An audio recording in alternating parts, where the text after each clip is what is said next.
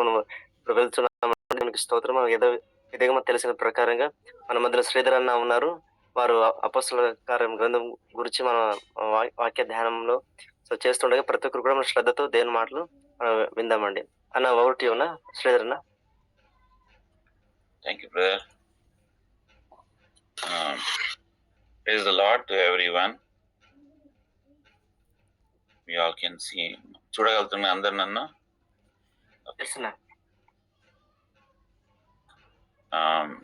Acts chapter 1 verse 12 to 14 చదివి మనం ప్రార్థన చేద్దాం. Then returned they unto Jerusalem from the mount called Olivet, which is from Jerusalem a Sabbath day's journey.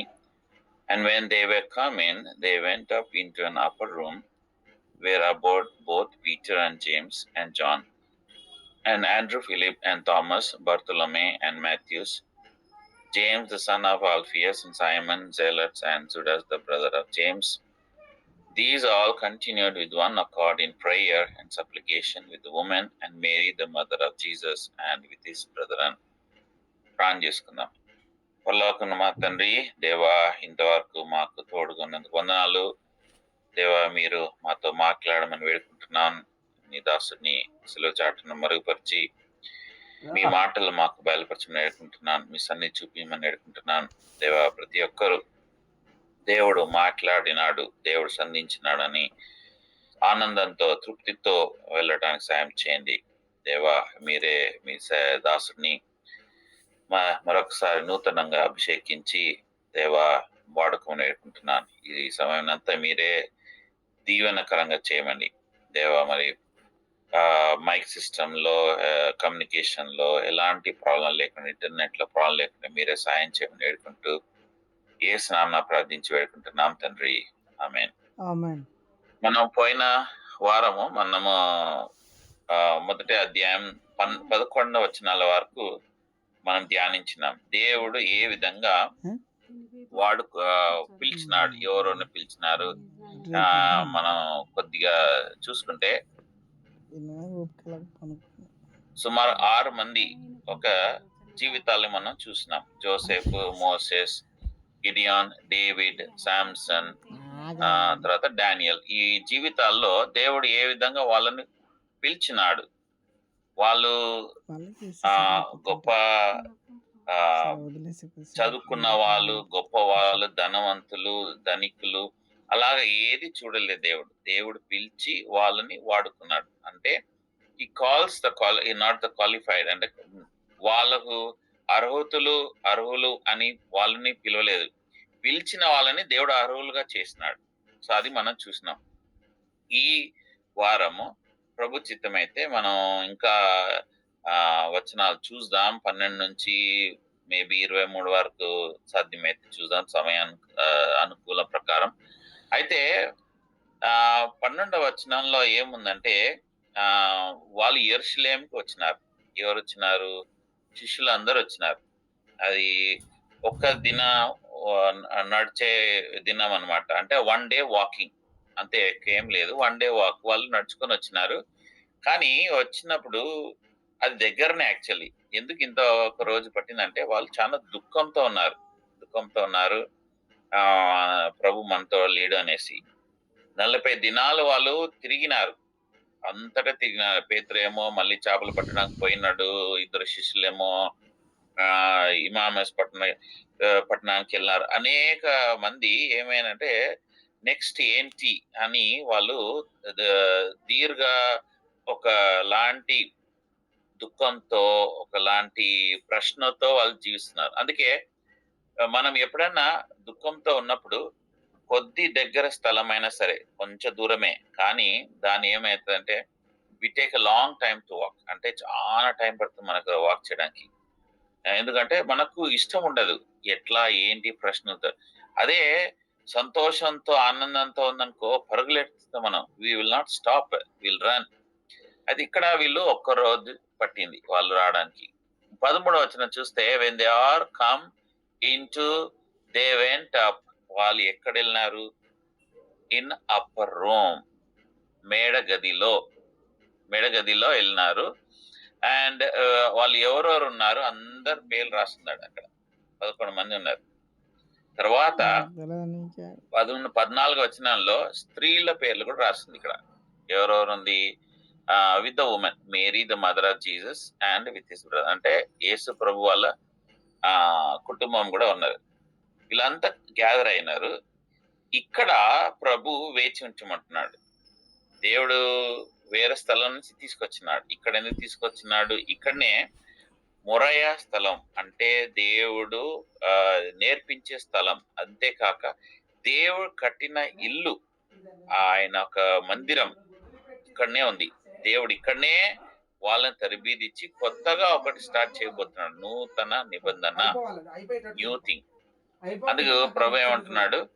మీరు ఇక్కడ wait చేయండి. దేనికి వెయిట్ చేయాలి? నేను మీకు ఇంకొకటి ఇస్తున్నాను, ఒక కమిషన్ ఇవ్వబోతున్నాను, ఒక పని ఇవ్వబోతున్నాను. అయితే ఏం పని అంటే పరిశుద్ధాత్మ దేవుడు నేను ఇవ్వబోతున్నాను.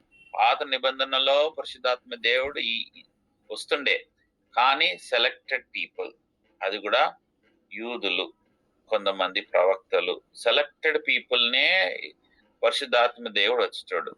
వచ్చినప్పుడు కూడా వాళ్ళు ఆ కొద్ది సమయమే వాళ్ళు మాట్లాడేవాళ్ళు, దేవుని విషయాలు ప్రవచించేవాళ్ళు.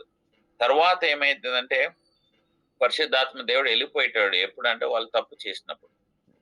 కానీ ఇది ఒక కొత్త నిబంధన, నూతనంగా పరిశుద్ధాత్మ దేవుడు ఇస్తున్నాడు అనేసి దేవుడు అన్నాడు. మీరు ఇక్కడ వెయిట్ చేయండి. అయితే శిష్యులకు అనేక ప్రశ్నలు ఏంటంటే, నువ్వు ఇస్తా అంటున్నావు, నువ్వు పని చేస్తా అంటున్నావు ప్రభు, మేము అంత నమ్ముతున్నాం, కానీ ఈ రాజ్యం ఇక్కడనే అయిపోతుందా? నువ్వు ఏమో నీ రాజ్యంలో తీసుకెళ్తా అని అంటున్నావు. ఎప్పుడు కూడా శిష్యులు వాళ్ళు అడిగేది ఏంటంటే ప్రశ్న అంటే, నా రాజ్యంలో మీరు చెప్తున్నారు కదా, నీ రాజ్యం ఎప్పుడు వస్తుంది? ఫస్ట్ టైం వాళ్ళు ఏమనుకున్నారు, ఫిజికల్ గా రాజ్యం వస్తున్నది, యేసు ప్రభు రాజు అయిపోతున్నాడు, దావీదు లాగా మనం ఇంకా అందరం సుఖంగా ఉండొచ్చు, ఈ యొక్క రోమా ఒక చక్రవర్తి కింద మనం ఉండాల్సిన అవసరం లేదు అనుకున్నారు. కానీ దేవుడు అన్నాడు, ఇది నా రాజ్యం, ఇది కాదు, నా రాజ్యం వేరే, పరలోకం ఉన్న రాజ్యము. ఆ రాజ్యం ఒక వివరణ చెప్పినాడు. అయితే ఈ శిష్యులందరికీ ఏంటంటే, ఆ రాజ్యం ఎప్పుడు వస్తుంది? ఇప్పుడు వస్తుంది అని చెప్పినాడు. అంతేకాక శిలువ మీద వెళ్ళి ఆయన మరణించినాడు, భూస్థాపన చేసి లేచినాడు. ఇప్పుడు వాళ్ళకి ప్రశ్న ఏంటంటే, ఆ రాజ్యం ఏంటి? పరిశుద్ధాత్మ ఇయ్యడం ఏంటి? మేమేం చేయాలి? ఆ రాజ్యం ఏంటి? మళ్ళీ నువ్వు వస్తానంటున్నావు, ఎప్పుడు వస్తావు? ఎట్లా వస్తావు? ఎందుకంటే ఇక్కడ దూత చెప్పినది ఏ విధంగా అయితే ఎత్తబడినదో 11వ వచనంలో ఉంది కదా, as you saw it men of Galilee, మీరు చూస్తున్నారు ఎప్పుడు యేసు ప్రభు ఇక్కడ నుంచి ఎట్లా తీసుకుపోయిండో అదే విధంగా మళ్ళీ వస్తాడు అనేసి దేవదూత వీళ్ళతో చెప్తున్నాడు. అయితే వీళ్ళకు ఒక ప్రశ్న, ఏంటి, ఎట్లా వస్తారు, ఏంటి, ఇప్పుడే అయిపోతుందా, మేము చనిపోయే ముందు ఇది పరలోకం రాజ్యం వస్తుందా అనే వాళ్ళకు ఒక ప్రశ్నలు. అయితే వీళ్ళు కొన్ని వచనాలు దేవుడు వాళ్ళకు జ్ఞాపకం తీసుకొచ్చినాడు. అందులో ఒకటి, ఇందులో ఇప్పుడున్న స్లైడ్ లో ఇక్కడ ఉన్న అన్ని రిఫరెన్సెస్ పరలోక రాజ్యం గురించి మాట్లాడారు. No one knows about that hour or no one knows about that hour, not even the angels in heaven, nor the son, but only the Father. వచ్చే సమయం ఎవరు తెలియదు, కేవలం ప్రభుకే తెలుసు. ఆ ప్రభువే, అప్పుడే తెలుగులో ఏముంది అంటే, అయితే ఆ దినము గూర్చియు ఆ గడియ గూర్చియు తండ్రి మాత్రమే ఎరుగును, ఏ మనుషుడైనను పరలోకమందలి దూతలైనను కుమారుడైనను ఎరుగరు. సో నో వన్ నోస్, మీరు ఏమి దాని గురించి ఇది చింతపడద్దు, అటు ఇటు ఉరకద్దు.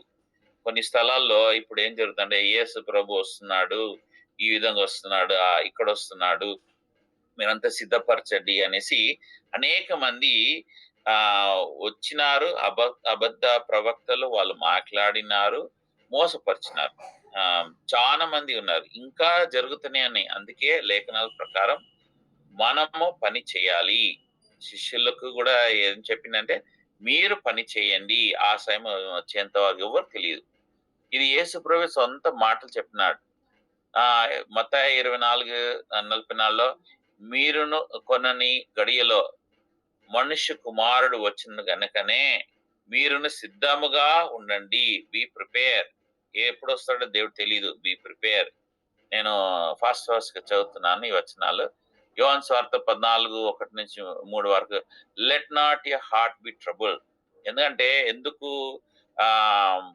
ఏమైతుంది అంటే మీ హృదయమును పడనీయకుడి. కలవరం ఎప్పుడు వస్తుంది? మనం ఒకటి ఎక్స్పెక్ట్ చేసినాం. మీరు సపోజ్ మీరు ఎగ్జామ్ రాసిండ్రు, మీ ఎగ్జామ్ రిజల్ట్ రావాలి. ఎగ్జామ్ రిజల్ట్ రాలేనప్పుడు ఏమవుతుంది? You're expecting something. రిజల్ట్ రాలేనప్పుడు ఏమవుతుంది? యు గెట్ యాంగ్జైటీ, కలవరం వస్తుంది. అయ్యే అరే ఎందుకు ఇంకా రాలేదు ఇస్తా అన్నాడు కదా అనేసి. దేవుని విశ్వాసం ఉంచిన వారు నా యందున్న విశ్వాసం ఉంచుడి. మీరు కలవరపడకుండా ట్రబుల్ కాకుండా నన్ను నమ్మండి. నేను వస్తున్నాను. 2వ వచనంలో I'm preparing A place for you. Prepare చేసి వస్తాను, కానీ మీరు ఇక్కడ పని చేయాలి. 3వ వచనంలో నేను వచ్చి మిమ్మల్ని తీసుకెళ్తాను. ఈ విధంగా అనేక వచనాలు దేవుడు మనకు చూపిస్తున్నాడు. ఇంకా లూకా 21లో కూడా ఉంది, I will come and take you. Don't మీరు ఎలాంటి దానికి మీరు బానిసలు కావద్దు. మీ హృదయములను ఒకవేళ తిండి వలనను మత్తు వలనను ఐకిక విచారమున వలనను మందముగా ఉన్నందున ఈ దినము అకస్మాత్తుగా మీ మీదకు ఉరచి వచ్చినట్టు రాకుండా మీ విషయమై మీరు జాగ్రత్తగా ఉండండి. అంటే మీరు ఇంకా దేవుడు వస్తలేడు, మనం తిందాం తాగుదాం డాన్సులు చేద్దాం, ఆ విధంగా మీరు దాంట్లో ఇది కాదు. అంటే ఎప్పుడు వస్తాడో దేవుడు తెలియదు, మీరు సిద్ధంగా ఉండండి. ఇది అన్ని దేవుడు ఉన్నప్పుడు చెప్పిన విషయాలు తిరిగి వాళ్ళకి జ్ఞాపకం చేస్తున్నాడు. I will come. Hebrew 9:28. So Christ was once offered to bear the sins of many, and unto those who look for him shall he appear the second time. రెండోసారి. అలాగననే క్రీస్తును కూడా అనేకుల పాపములను భరించుటకు ఒకసారే అప్పగించబడి తన కొరకు కనిపెట్టుకొని యుండువారు రక్షణ నిమిత్తము పాపము లేకుండా రెండవసారి ప్రత్యక్షం అవును. He will come again. మీరు గుర్తుపెట్టుకోండి, మీకు అనేక సమస్యల నుంచి వెళ్ళొచ్చు, ఇప్పుడున్న పరిస్థితుల నుంచి ఇంకా ఎప్పుడు వస్తాడు ప్రభు అంటాడు, యు వెయిట్. మీరు వేచి ఉండండి, నేను వచ్చేంత వరకు మీరు పని చేయండి. తర్వాత ఫస్ట్ థెస్సలోనియన్స్లో కూడా రాసింది ఏమంటే, for the Lord himself shall descend from heaven with a shout, with the voice of an archangel, and with the trumpet of God, and the dead in Christ shall rise first. So ఎవరైతే చనిపోయిన వాళ్ళు first లేస్తారు.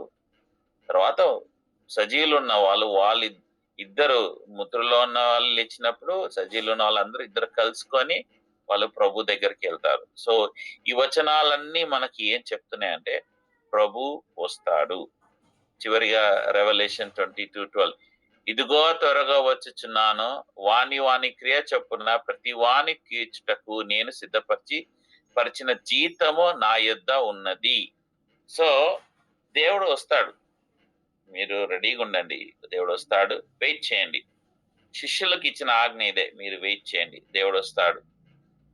ఏ విధంగా మీ ముందే దేవుడు వెళ్ళినాడో దూతలు చెప్తున్నాయి, ఏ విధంగా మీ ప్రభు యేసు ప్రభు పరలోకానికి వెళ్తున్నాడు, అదే విధంగా వస్తాడు. కానీ మీరు వెయిట్ చేయాలి, మీరు పని చేయాలి.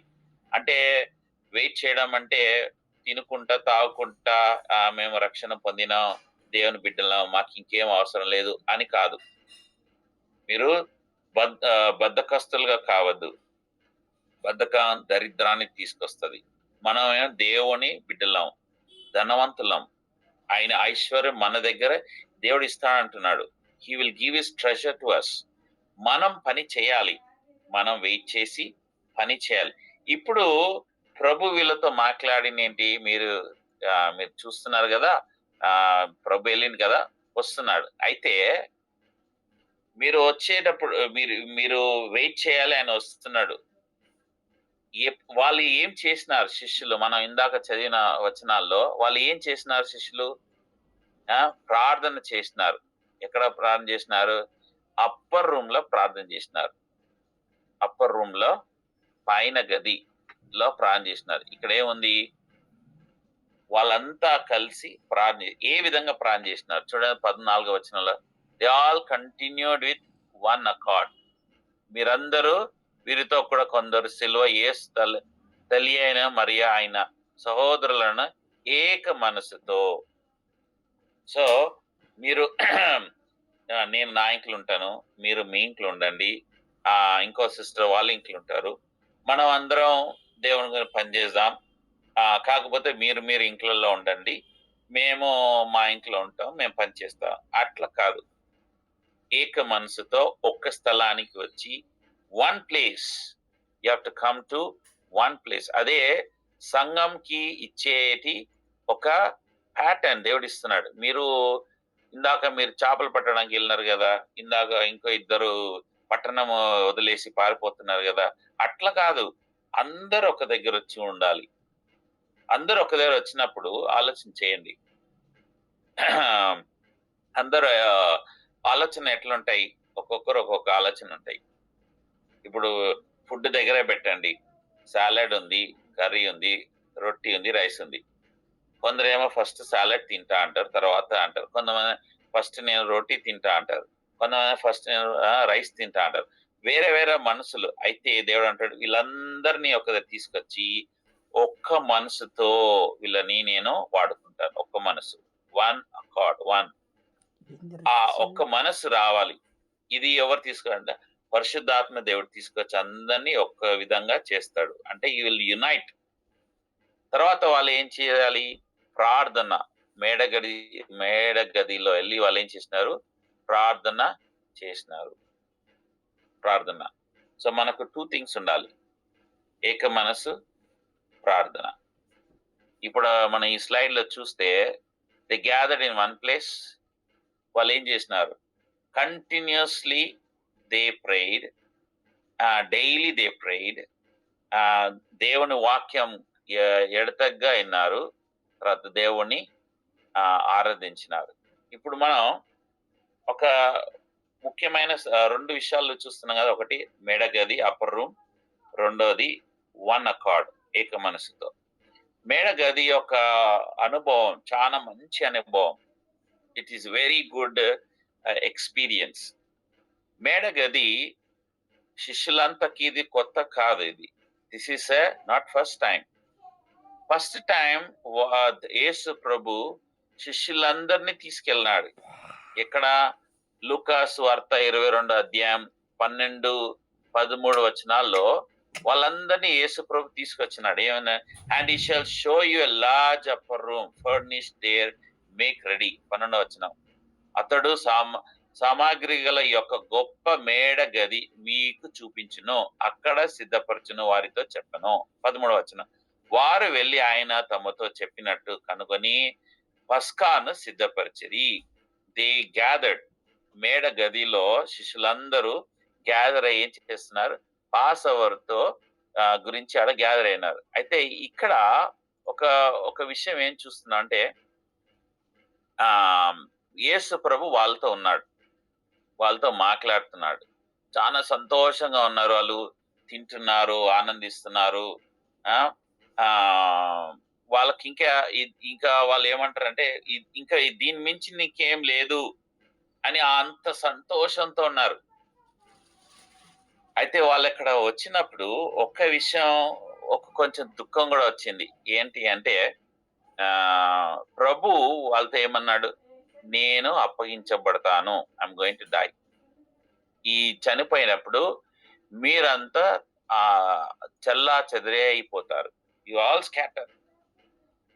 అయితే మేడ గది ఒక ఎక్స్పీరియన్స్. వాళ్ళు ఎవరున్నారు? శిష్యులు ఉన్నారు, అపోస్తలులు ఉన్నారు, 12 మంది అపోస్తలులు ఉన్నారు. వాళ్ళందరికీ దేవుడు మాట్లాడుతున్నాడు, పరలోక రాజ్యం గురించి చెప్తున్నాడు. ఇంకొక అధ్యాయంలో జూడా ఇస్కరియోత్ కి బ్రెడ్ ఇచ్చిన తర్వాత వెళ్ళిపోయిన తర్వాత 11 మందికి ఇంకా వేరే విషయాలు చెప్పినాడు. ఆయన రాకడ గురించి అనేక విషయాలు. జూడా ఇస్కరియోట్ ఉన్నంత వరకు అవేం చెప్పలేదు. కానీ అప్పర్ రూమ్ లో ప్రభు రాజ్యం గురించి చెప్తున్నాడు. ఆ రాజ్యంలో మిమ్మల్ని వాడుకుంటానని చెప్తున్నాడు. ప్రతి ఒక్కరు మనం ఈ యొక్క అనుభవం ఉండాలి. మేడగది అంటే ప్రత్యేకత. వీళ్ళు సిటీ నుంచి బయట వచ్చేసినారు. వాళ్ళ ఇల్లు, వాళ్ళ ఫ్యామిలీస్, కుటుంబాలన్నీ వదిలేసి వచ్చినారు. వాళ్ళకు బిజినెస్ వదిలేసి వచ్చినారు. వాళ్ళకు పని వదిలేసి వచ్చినారు. వాళ్ళు మేకలు, దూడలు, ఆవులన్నీ ప్రతి ఒక్క చింత అంతా తీసేసి వచ్చి ప్రభుతో గడుపుతున్నారు. దీన్నే మనం ఏమంటాం అంటే క్వైట్ టైం. నువ్వు ఎప్పుడైతే క్వైట్ టైంలో వెళ్తావో అది నువ్వు మేడగదిలో వెళ్ళినప్పుడు. అంటే that is the meaning of it. Upper room లో వెళ్ళినప్పుడు క్వైట్ టైం. ఎవరు ఉండాలి అక్కడ? నీ బిజినెస్ ఉండద్దు, నీ ఫోన్ ఉండద్దు, ల్యాప్టాప్ ఉండద్దు, ఏముండద్దు. ఏముండాలి? కేవలం బైబిల్. ఈ కాలంలో కొంతమంది ఏం చేస్తున్నారు అంటే చర్చిలకి ఫోన్లు తీసుకెళ్తున్నారు. ఫోన్లు తీసుకెళ్ళే మీరు డాక్టర్, నర్సు, ఎమర్జెన్సీ కాల్ ఉంది అంటే అది వేరే. ఫోన్ ఎందుకు తీసుకెళ్తున్నారంటే బైబిల్తో తీసుకెళ్తున్నారు. కొంతమంది ఏమో కేవలం ఫోనే తీసుకెళ్తున్నారు. కొంతమంది బైబిల్ తీసుకెళ్తున్నారు, ఫోన్ తీసుకెళ్తున్నారు. ఫోన్ ఒకటే ఎందుకు తీసుకెళ్తున్నారంటే వాళ్ళు బైబిల్ ఫోన్లో చదువుతారంట. ఇప్పుడు మీరు బైబిల్ చదువుతున్నారు అనుకోండి, సేవకుడు వాక్యం చెప్తున్నాడు, మీరు ఫోన్ తీసినారు. సడన్ గా మీకు ఒక మెసేజ్ వస్తుంది మీ ఫ్రెండ్ నుంచి, గ్రూప్ చాట్ ఎక్కడో ఒక విధంగా. మీరు దాన్ని ఇగ్నోర్ చేసి మీరు వాక్యం చదువుతారా? చదవరు. మీరు డిస్ట్రాక్ట్ అవుతారు. కొద్దిసేపు మీరు పోతున్నారు, మీరు మందిరానికి వెళ్తున్నారు, సరే మీకు ఒక రైడ్ కావాలి, ఎవరో మిమ్మల్ని పికప్ చేయాలి, దానికి ఏదైనా మీ ఫోన్లు మీరు ఎయిర్ప్లైన్ మోడ్ లో పెట్టేసి పక్కకు పెట్టేయాలి. ఇంకా సాధ్యమైతే ఫోన్ మీరు బ్యాగ్ లో పెట్టేయండి. ఇంకా సాధ్యమైతే ఫోన్ ఇంటి దగ్గర వదిలేసరండి. మీకు ఎక్కడ ఏమి ఇది కాదు. మీకు అందుబాటులో మిమ్మల్ని కాల్ చేయాలంటే ఎవరో ఒకరికి ఫోన్ చేసి మిమ్మల్ని ఎట్లయినా కనుక్కోగలుగుతారు. అప్పర్ రూమ్ లో క్వైట్ టైంలో మీ ఇంట్లో వెళ్ళినప్పుడు, మీ గదిలో వెళ్ళినప్పుడు కేవలం ప్రభు మాటలు, ప్రభు ఉండాలి, మీరు ఉండాలి, ఇంకెవరు ఉండద్దు. అది అప్పర్ రూమ్ ఒక ఎక్స్పీరియన్స్. క్వైట్ టైం లేదు నీకు అన్నప్పుడు, if you don't have quiet time in the morning or night, పొద్దున్న సరే రాత్రి సరే, నీకు క్వైట్ టైం లేదు అన్నప్పుడు ప్రభు ఒక ప్లాన్, ఒక ప్రణాళిక నీకు తెలియదు. శత్రువు బయట ఉన్నాడు, సాతానుడు నీ ఇంటి బయట ఉన్నాడు. ఈ కెనడాలో సువార్తకి వెళ్ళినప్పుడు స్ట్రీట్స్లలో అదే రోజు, ఏ రోజైతే మేము ఆ స్థలానికి ఈ స్థలానికి మేము సువార్తాన్ని మేము వెళ్తామో అదే స్థలానికి ఆ రోజు తాగుబోతులు వస్తారు, అపవిత్రాత్మ ఉన్న వాళ్ళు వస్తారు, తర్వాత ముస్లింలు వస్తారు, అనేక మంది వస్తారు, వచ్చి మమ్మల్ని డిస్టర్బ్ చేస్తూ ఉంటారు. దేవుడికి మన క్వైట్ టైం ఉన్నప్పుడు ఏమవుతుందంటే దేవుడికి ఆల్రెడీ తెలుసు వీళ్ళు వస్తున్నారని, మనల్ని సిద్ధపరుస్తాడు. మనం క్వైట్ టైంలో లేదు, ప్రేయర్లో లేదు, అక్కడ వెళ్ళి ఉన్నామనుకో ఉండలేం. అనేక మందికి అటాక్ అవుతా ఉంటది. నేను చూసిన వాళ్ళు వచ్చేసి అటాక్ చేయడం కత్తితో కానీ ఇదేంతో కానీ. ఈ క్వైట్ టైంలో నువ్వు టైం స్పెండ్ చేస్తే ఈ మేడగదిలో ఎలాంటి శత్రు ఒక ప్లాన్ వచ్చే ముందే దేవుడు నీకు ముందే అలర్ట్ చేస్తాడు. ఇది ఈ దినాల్లో మనం కోల్పోతున్నాం. అనేక మంది సేవకులు కానీ, పరిచయం చేసే వాళ్ళే కానీ, విశ్వాసులే కానీ, మీ యొక్క ఆరంభ జీవితంలో ఎర్లీ క్రిస్టియన్ లైఫ్ మీరు ఎప్పుడైతే యేసు ప్రభువుని నమ్మినారో, మీరు దేవుని ఆ మార్గంలో నడుస్తున్నారు, ఆ రోజులు ఎట్లుండే మీరు దేవుని గదిలో వెళ్ళకన ముందు, అప్పర్ రూమ్ ఆ క్వైట్ టైం చేయకన ముందు మీరు బయట వచ్చేవాళ్ళ? ఈ రోజులు ఏం చేస్తున్నారు? ఒక విశ్వాసి మనం చెప్పిండు, ఆయన ఒక డైలీ చాప్టర్ లో ఒక్క వర్స్ చదివి ఒక 1 minute ప్రే చేసి వెళ్ళిపోతాడంట బయట. ఇది కరెక్టేనా? మళ్ళీ అంటారు, ఓ నాకు ఈ యొక్క సాక్ష్యం ఉంది. సాక్ష్యం ఉండే, ఎప్పుడుండే? ఒకప్పుడు, ఇప్పుడు లేదు. మనలో గాని మన మందిరంలో గాని సాక్ష్యం లేదు. ఎందుకు తెలుసా? మనం ఒక అప్పర్ రూమ్ వదిలేసినా. మనం అప్పర్ రూమ్ లో అన్ని ఉన్నాయి. ఇప్పుడు డబ్బులున్నాయి, బంగారం ఉంది, ఫోన్లు ఉన్నాయి, ల్యాప్టాప్ ఉంది, కానీ ప్రభు లేడు. మన జీవితాల్లో కూడా అన్ని ఉన్నాయి, కానీ ప్రభు లేడు. ప్రభు లేనప్పుడు సంతోషం ఉండదు. మీరు ఎంత స్టార్ హోటల్ వెళ్ళి తినండి, సంతోషం ఉండదు. నేను అనేక స్థలాలకు వెళ్ళి తిన్నాను. విశ్వాసులు వాళ్ళ ఇంట్లో పిలిచి వాళ్ళు రసం అన్నం పెట్టినా కూడా అదొక సంతోషంతో ఉంటది నాకు తినడం కూడా. అదే వేరే స్థలాలు వెళ్ళినప్పుడు నేను ఉండలేకపోతాను. ఒక ఇంటికి వెళ్ళినా నేను, వాళ్ళు బాగా మంచి ఫుడ్ చేసినారు, నేను తినలేకపోతున్నాను. అక్కడ అప్పర్ రూమ్ అనుభవం లేదు వాళ్ళ ఇంట్లో. ఆ ఇల్లు చూస్తేనే ఏంటి ఇట్లా ఉంది అని అనిపిస్తుంది. సార్ రెండోసారి ఈ శిష్యులకి ఈ అనుభవం ఉంది.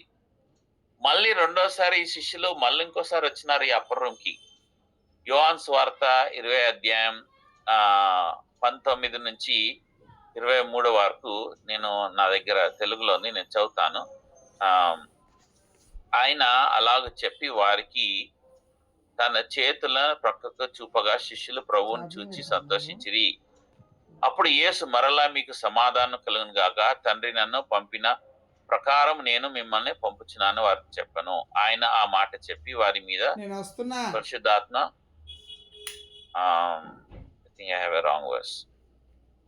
వాళ్ళు ఈ స్థలంలో గ్యాదర్ అయి ఉన్నారు. ఏమంటే గ్యాదర్ అయి ఉన్నారంటే తలుపు మూసుకొని, they are gather here closed doors. వాళ్ళ భయంతో, యూదులతో భయంతో వాళ్ళు ఏం చేస్తున్నారంటే వాళ్ళు క్లోజ్ చేసుకున్నారు. ఏం చేసుకున్నారు? డోర్స్ క్లోజ్ చేసుకున్నారు భయంతో. అప్పర్ రూమ్ లోనే ఉన్నారు. మళ్ళీ ఈసారి ఈ అప్పర్ రూమ్ లో తెలుగులో ఎవరన్నా చదవండి, యోహాను సువార్త 20 అధ్యాయం 19th verse చదవండి. నా దగ్గర ఉందనుకున్నాను.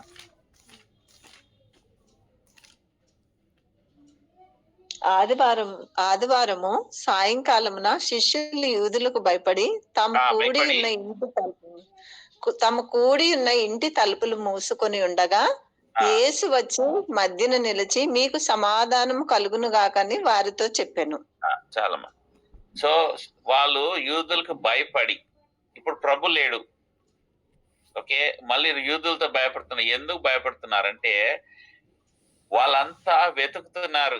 ఈ యొక్క గ్యాంగ్, ఈ యొక్క కొత్త బోధ ఎవరైతే ఉన్నారో వాళ్ళందరినీ పట్టుకొని యేసు వీళ్ళ యొక్క లీడర్ని చంపిన ప్రకారం వీళ్ళను కూడా చంపుదామని వాళ్ళంతా వెతుకుతున్నారు. పారసీలు, సద్దీకులు అందరూ వెతుకుతున్నారు. వీళ్ళు వాళ్ళకు భయపడి దాచుకుంటున్నారు. లోపల గొల్లం వేసుకొని క్లోజ్ డోర్స్ లో దాచుకొని అపరంలో ఉన్నారు. మళ్ళీ వెళ్ళినారు పై గదిలో, కానీ భయముతో వెళ్ళినారు. దేవుడు లేడు అక్కడ. మనం కూడా అనేక సార్లు గదిలో వెళ్తాం, భయముతో వెళ్తాం, బైబిల్ తీసుకెళ్ళాం. ఒక మీటింగ్కి వెళ్ళినాను నేను. ఆ మీటింగ్ లో వచ్చే బోధకుడు వచ్చి బోధ చేస్తున్నాడు, బైబిల్ లేదు. వెళ్ళిన ఒక విశ్వాసులు క్రిస్టియన్స్ ఓవర్ చేతుల్లో బైబిల్ లేదు. ఏం ఒక ప్రాక్టికల్ టాక్ మాట్లాడి వెళ్ళిపోతున్నారు. ఇక్కడ అదే విధంగా వాక్యం లేదు. భయంతో ఉన్నప్పుడు విశ్వాసం ఉంటుందా? ఉండదు. ఎక్కడ విశ్వాసం ఉంటుందో భయం ఉండదు. ఎక్కడ భయం ఉందో అక్కడ విశ్వాసం ఉండదు. గుర్తుపెట్టుకోండి. మీరు అడగాల్సిన ప్రశ్న మిమ్మల్ని మీరు అడుకోవాలి. మీకు భయం ఉందా? విశ్వాసం ఉందా? మీరు భయపడుతున్నారా?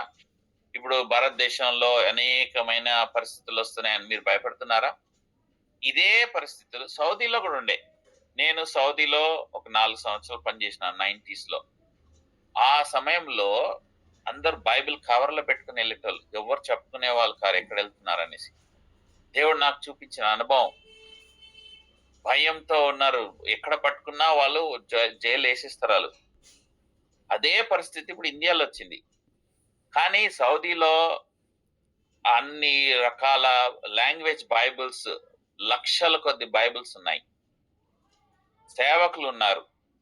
ఒక పెద్ద సేవకుడు, ఆయన పని ఏంటంటే యూకే సిటిజన్, ఆయనకి ఎంతో లక్షల డబ్బులు వస్తాయి. కానీ దేవుడు ఆయన తీసుకొచ్చిందంటే బైబిల్ అన్ని తీసుకొచ్చి రావాలి ఈ దేశానికి. సౌదీలో ప్రతి ఒక్క భాష ఒక బైబిల్ ఆయన ఇంపోర్ట్ చేసేటోడు కంటైనర్స్ లో, ఆయన పని. తర్వాత అనేకమైన చైనీస్ విశ్వాసులు ఉన్నారు అక్కడ, వాళ్ళు ప్రార్థన చేస్తున్నారు. ఇదే ఇప్పుడు ఇండియాలో వచ్చింది. అయితే మనం ఏం చేస్తున్నాం? భయపడుతున్నామా? విశ్వాసం ఉందా? ప్రభువు ఉండడం అంతటి లేడు, వాక్యం ఉన్న మన దగ్గర లేదు. చూడండి, మన అన్ని మందిరాల్లో ఇప్పుడు ఏముంది? వాక్యం తగ్గిపోయింది. ఏ ఒక సంఘానికి వెళ్ళండి, ఆర్డినరీ చర్చ్కి వెళ్ళండి, ఏ చర్చ్కైనా వెళ్ళండి, వాక్యం లేదు.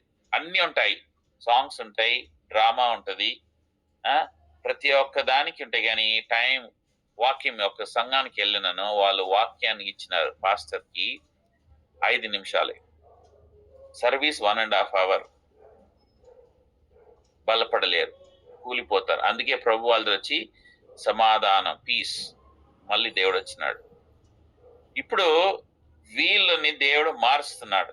ఏం మారుస్తున్నాడు? Is transforming dum.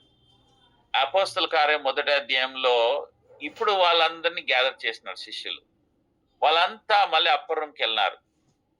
మనం ఇందాక చదివినాం, వాళ్ళంతా అప్పర్రం వెళ్ళినారు. ఫస్ట్ వర్స్ వాళ్ళు ఏం చేసినారు? They prayed. వాళ్ళు ఏం చేసినారు? ప్రార్థన చేస్తున్నారు. ఇప్పుడు ఏమున్నది? సంతోషంతో ఉన్నది. ఇక్కడ ఏమున్నది? 120 మంది. అక్కడేమో 12 మంది, సెకండ్ టైం 11 మంది, ఇక్కడ 120 మంది. ఫస్ట్ టైం పుట్టి అపోస్తలే ఉన్నారు, సెకండ్ టైం శిష్యులు ఉన్నారు, మూడోసారి స్త్రీలు కూడా ఉన్నారు. చూసినారా దేవుడు ఎలాగా ఒక సంఘాన్ని నిర్మించేటప్పుడు ఎలాగా ఆయన చేంజ్ తీసుకొచ్చినాడు. మనం ఏ అప్పరంలో ఉన్నాం? ఒక ప్రశ్న వేసుకున్నాం. మొదట అప్పరంలో ఉన్నామా? రెండో అప్పరంలో ఉన్నామా? థర్డ్ అప్పరంలో ఉన్నా? ఏ పరిస్థితుల్లో ఉన్నాం? ఎక్కడ ఉన్నాం? మన దేవుడు మనకు వచ్చిన ఒక ప్రణాళిక ఏంటంటే 3వ స్థలంలో ఉండాలి, ప్రార్థనలో ఉండాలి, ఏక మనసుతో ఉండాలి, విశ్వాసాలతో ఉండాలి, స్త్రీలు పురుషులు అందరూ ఉండాలి. పుట్టి పురుషులే కాదు, అందరూ కలిసి ఉంటేనే దేవుడు అక్కడ పనిచేస్తాడు. ఇప్పుడు ఇక్కడ ఏక మనస్సు గురించి అపోస్తల కార్యం మొత్తం పుస్తకంలో 6 సార్లు రాయబడినది. ఏక మనస్సు చూడండి, 1వ అధ్యాయం 14 వచ్చిన, these all continued with one accord. అంటే వాళ్ళు ఎడతెగక వన్ అకార్డ్ ఇన్ ప్రేయర్, ప్రార్థనలో, సప్లికేషన్, వాళ్ళు ప్రతి ఒక్క వేరే వాళ్ళ మనవీళ్ళు. 2వ అధ్యాయం 1వ వచనం, and when the day of Pentecost was fully come, they were all with one accord in one place. అంటే ఏక మనసుతో వాళ్ళు గ్యాదర్ అయి ఉన్నారు. 2వ అధ్యాయం 46 వచనం, and they continuing daily, ప్రతి దినము, with one accord in the temple, ప్రతి దినము, రోజు ఏం చేస్తున్నారు? రొట్టె విరుస్తున్నారు రోజు. 4వ అధ్యాయం 24, and when they heard that, they lifted their voice to God with one accord and said, Lord. వాళ్ళు ఇన్నప్పుడు ఏం చేస్తున్నారు? ఏక మనసుతో దేవునికి మొరపెడుతున్నారు. 5వ అధ్యాయం 12వ వచనం, and by the hands of the apostles were many signs and wonders brought among the people, and they were all with one accord in Solomon porch. ఏక మనసుతో ఉన్నప్పుడు దేవుడు ఏం చేస్తాడు? అనేక కార్యాలు చేస్తాడు, అనేకమైన మిరాకిల్స్, వండర్స్ చేస్తాడు. 6వ పాయింట్ చూస్తే 15వ అధ్యాయం 25వ వచనంలో, it seem good on to us being assembled with one accord to send chosen men. అంటే ఇంకా పని ఇంకా ఎక్స్పాండ్ అవుతా ఉంది, విస్తరిస్తా ఉన్నది, ముందుకెళ్తా ఉన్నది. ఇదంతా ఏక మనసు. ఏక మనసు తర్వాత ఇంకేంటి? ప్రార్థన విషయం కూడా అపోస్తల కార్యంలో అనేక విషయాలు ఉన్నాయి. కొన్ని వచనాలు చూద్దాం. 1వ వచనం, చాప్టర్ 1 verse 15 to 26. వాళ్ళంతా ప్రార్థన చేస్తున్నారు. దేని గురించి? డెసిషన్ తీసుకోవడానికి ఏం చేస్తున్నారు? సొంతంగా డెసిషన్ తీసుకోలేదు. ఆయన చదువుకున్నాడు, ఈయన చదువుకోలేడు, ఆయనకి అనుభవం ఉంది, వీళ్ళని తీసుకుందాం, అట్లా కాదు. ప్రార్థన చేసినారు డెసిషన్ తీసుకోవడానికి. దేనికి? 11 అపోస్తులు ఉన్నారు, ఒకరు తక్కువ ఉన్నారు, ఎవరిని ఎంచుకుందాం దాని విషయమై. రెండోది 4వ అధ్యాయం 23-31లో courage to witness to Christ, అంటే క్రీస్తు గురించి సాక్షిగా ఉండడానికి ప్రార్థన చేసినారు. తర్వాత ఇంకోటి 2వ అధ్యాయం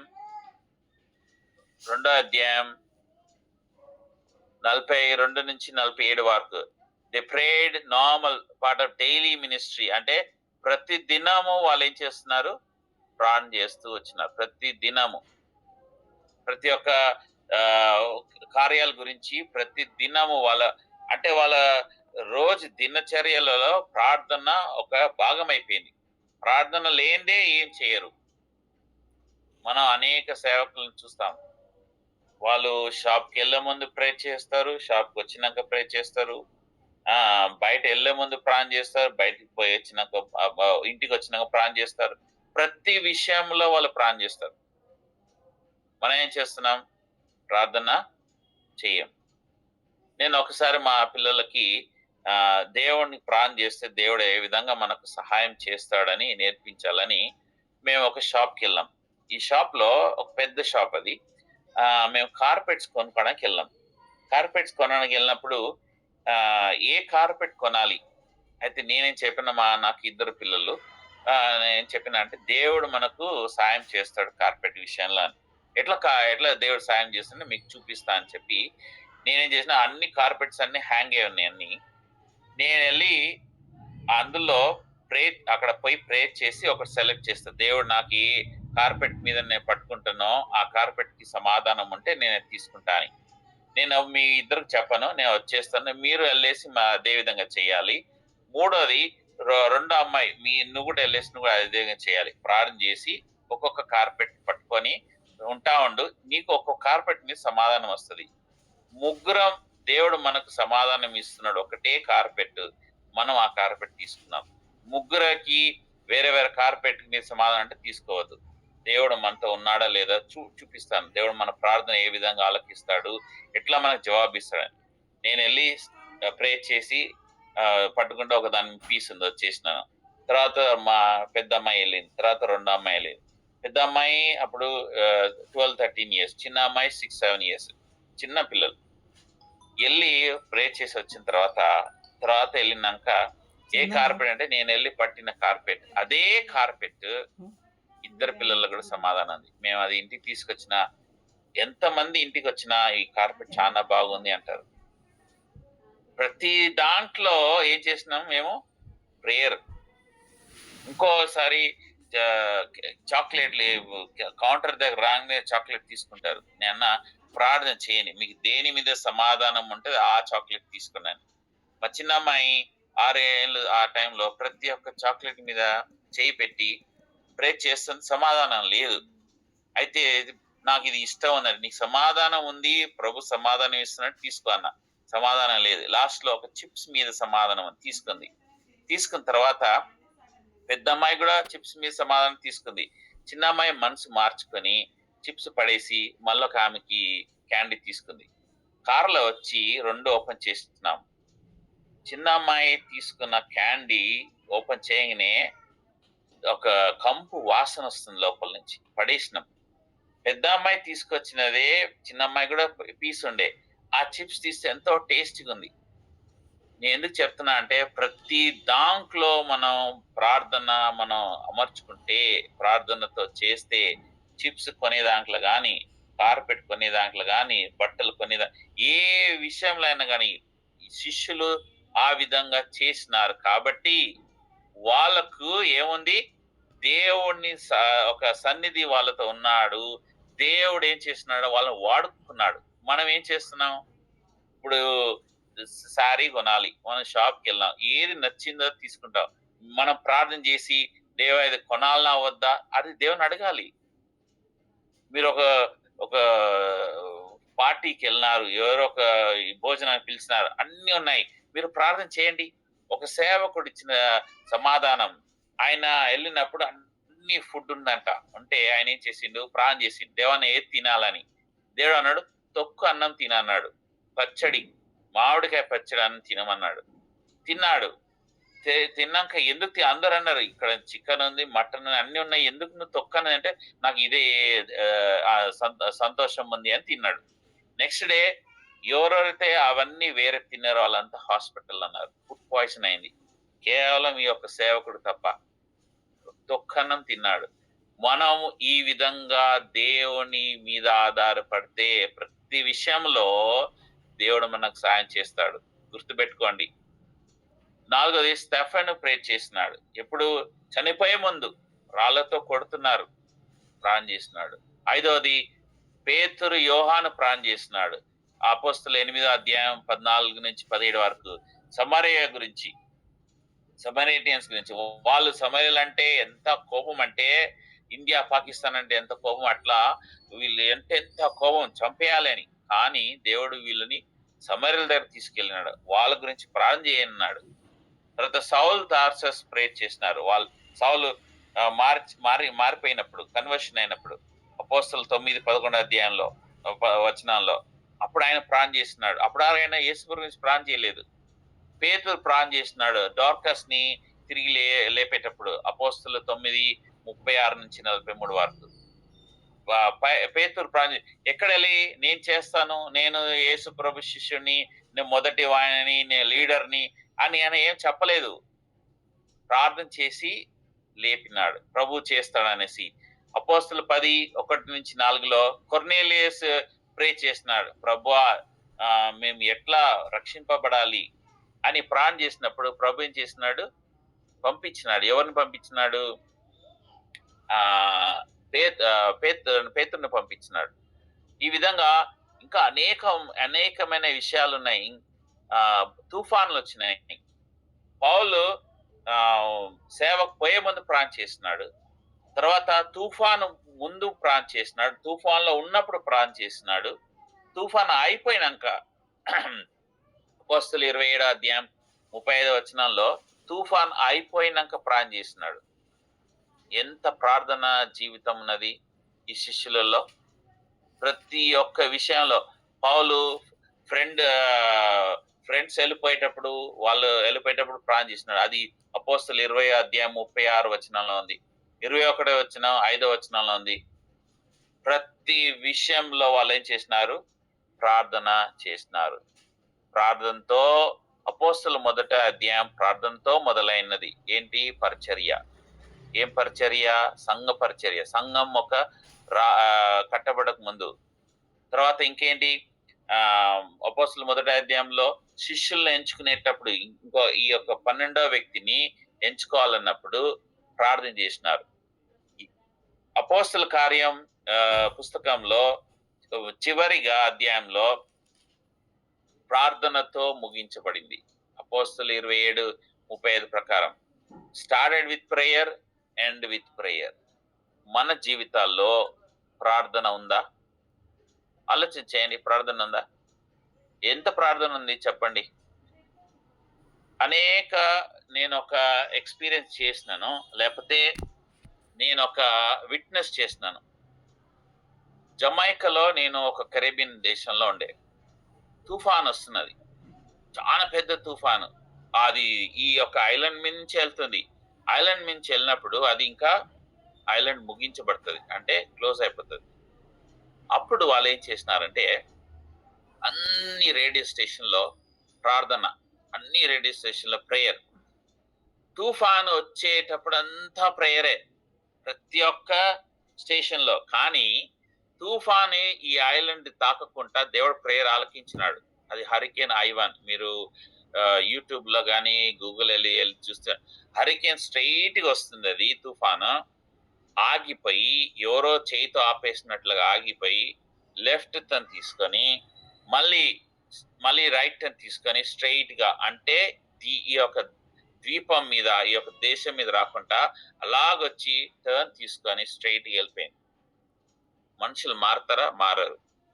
ఈ తుఫాను ఎప్పుడైతే దాటి వెళ్ళిపోయిందో ప్రతి స్టేషన్ లో మళ్ళీ మ్యూజిక్, పాప్ మ్యూజిక్, రెగే మ్యూజిక్, అంత చెత్త అంతా మళ్ళీ స్టార్ట్.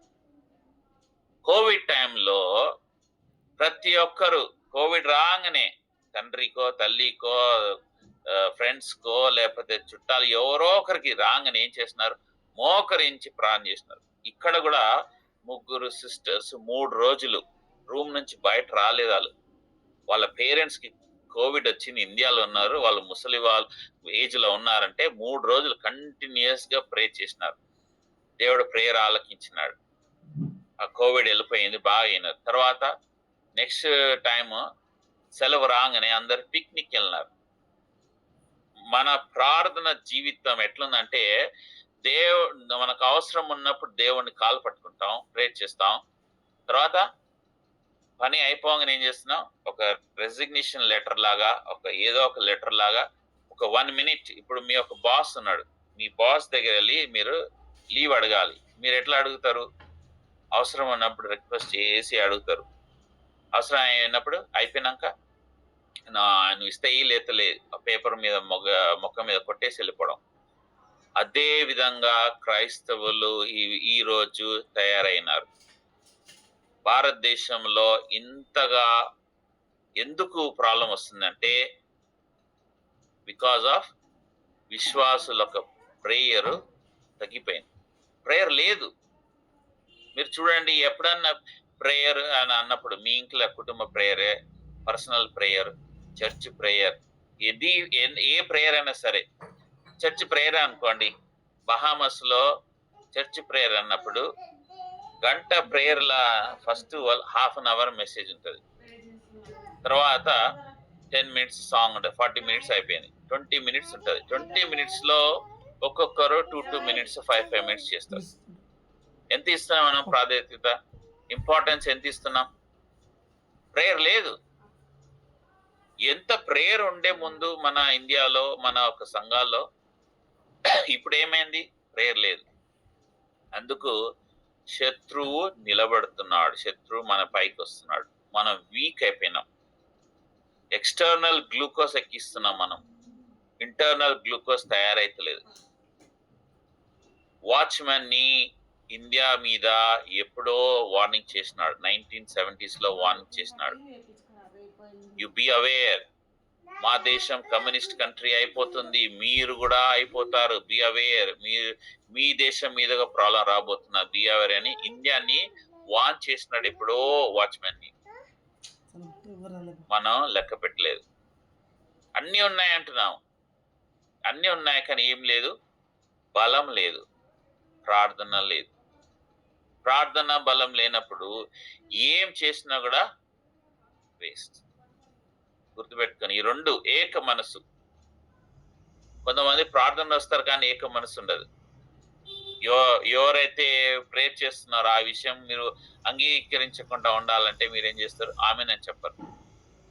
లేకపోతే వాళ్ళు స్టార్ట్ చేయగానే లేచి వెళ్ళిపోవడం, ఏక మనసుతో ప్రేర్ చేస్తలేదు. రెండోది, ప్రార్థన మనం చేస్తలేం. ప్రతి విషయంలో మనం ప్రేయర్ అసలు నిర్లక్ష్య పెట్టేసినాం.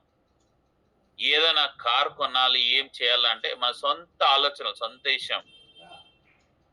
ప్రాబ్లం రాగానే మళ్ళీ అప్పుడు దేవుని దగ్గర వెళ్తాం, ఎందుకు ప్రభు ఇట్లా అయింది అనేసి. ఈ రెండు పాఠాలు మనం ఈరోజు నేర్చుకున్నాం. ఏక మనసుతో, తర్వాత ప్రార్థన.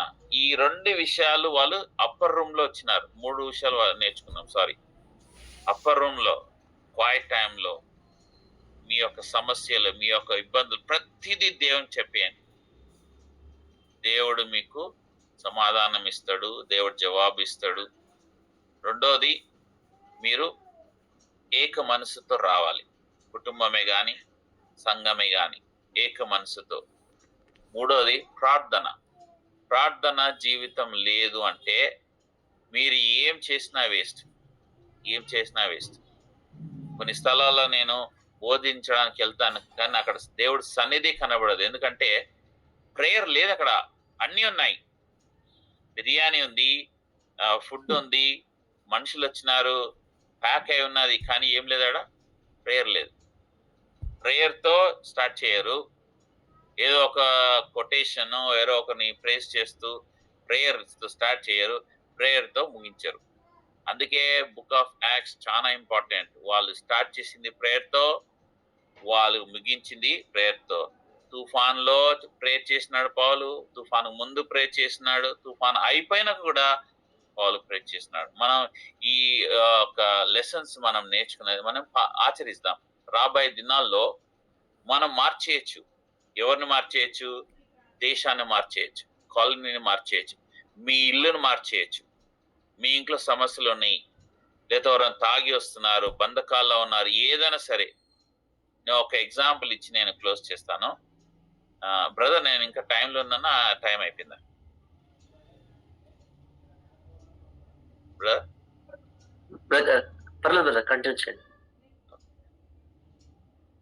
ఒక విశ్వాసి నాతో ప్రేయర్కి వచ్చేటాడు, ఇది చాలా ఇయర్స్ బ్యాక్.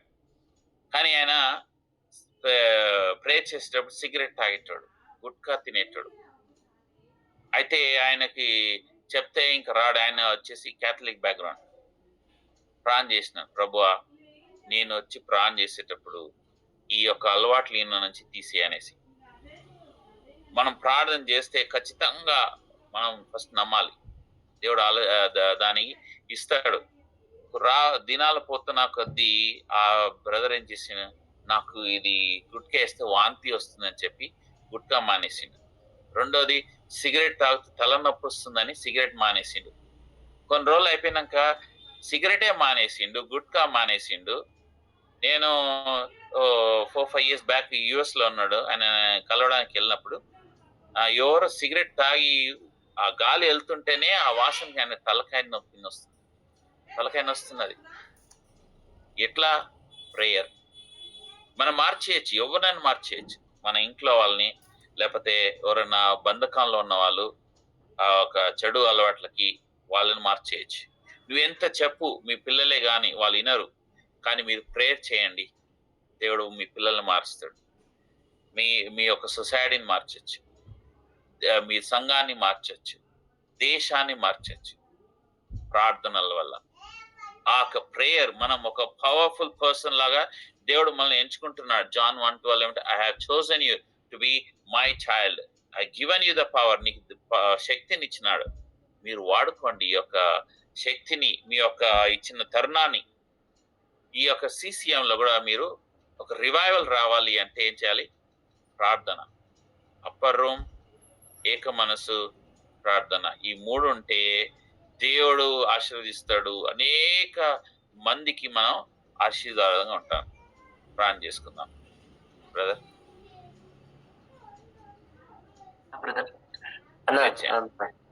ఓకే, ప్రార్థన చేసుకుందామండి. ప్రేమ నమ్మకం గల మా ప్రియ పరలోకపు తండ్రి, మా గొప్ప దేవ, సజీవుడ యేసయ్య, ఈ పరిశుద్ధ నామ స్తోత్రం చెల్లిస్తున్నాం.